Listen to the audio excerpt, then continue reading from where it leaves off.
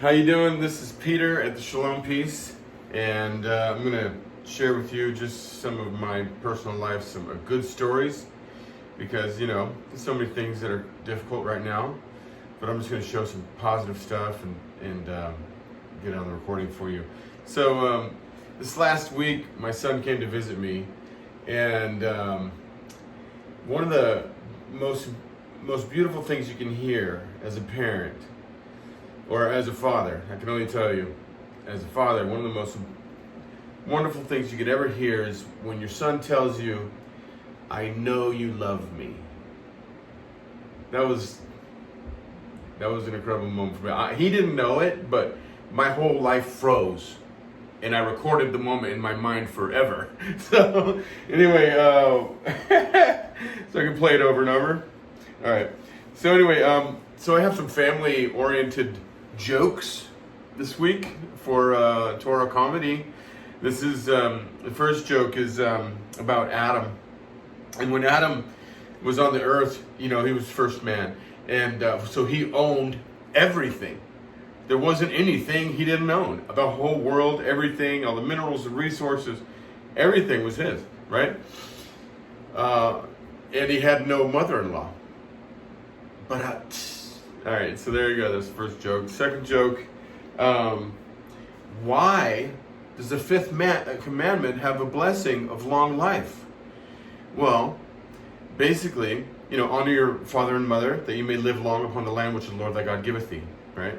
So you will live long if you honor your father and mother. Well, you're going to need an extra long life in order to properly honor your mother and father.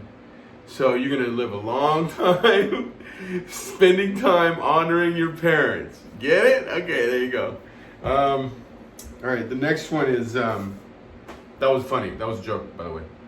Okay, anyway, so the next one is, there's a guy, he has some very precious candles. He's going to go out of town, and his buddy, his friend, he wants him to look after his prized possession. He goes, "Listen, nothing can happen to these candles. I got this candlestick right here, and I need you to just watch it, okay? Just let me know. Let me know if anything happens with it. You're responsible for it, right?" And he goes, "Yeah, okay, no problem." So he gives him the candlestick, and they know the candles and everything. And he goes away, and he comes back, and he goes, and the guy brings him 2 candlesticks with all of his candles and all his stuff. And he goes, "What happened?" He goes, "It had a baby." And he goes, "All right, that's great." So then the next time he goes away, he brings the 2 candlesticks to him again. He goes, "Hey, listen, you're the best guy for the job. I don't know, who else I can trust with this stuff. So here you go. Can you watch these? I'm going away at the same trip this year. I just need you to hang on to them, watch them, make sure nothing happens to them. It's really important to me. You know how special they are now." So he goes, okay, he goes away. He comes back, and it's a candelabra, right? I mean, he goes, "What happened?"